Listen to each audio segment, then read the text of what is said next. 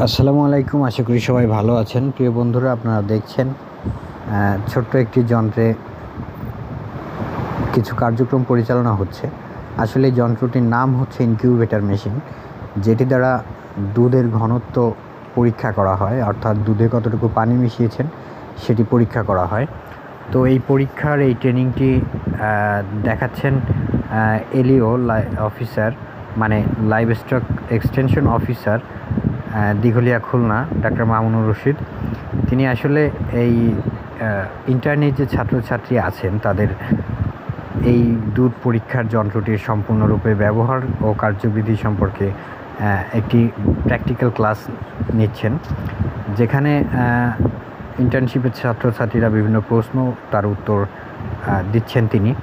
তো যাই হোক, এই মেশিনটি বর্তমানে উপজেলা প্রাণী সম্পদ দপ্তরে অবস্থান করছে, প্রতিটি উপজেলায় ইনশাল্লাহ। তো সেখানে আপনারা গিয়ে আপনাদের এই দুধগুলা পরীক্ষা বা সন্দেহমান যে দুধ আছে এগুলো পরীক্ষা করতে পারেন। তো পাশাপাশি এখানে উপস্থিত ছিলেন অত্র উপজেলা লাইভস্টক অফিস ও ভেটেরিনারি হাসপাতালের কী বলে এটারে, প্রধান অফিসার বা ডাক্তার মাহমুদা সুলতানা।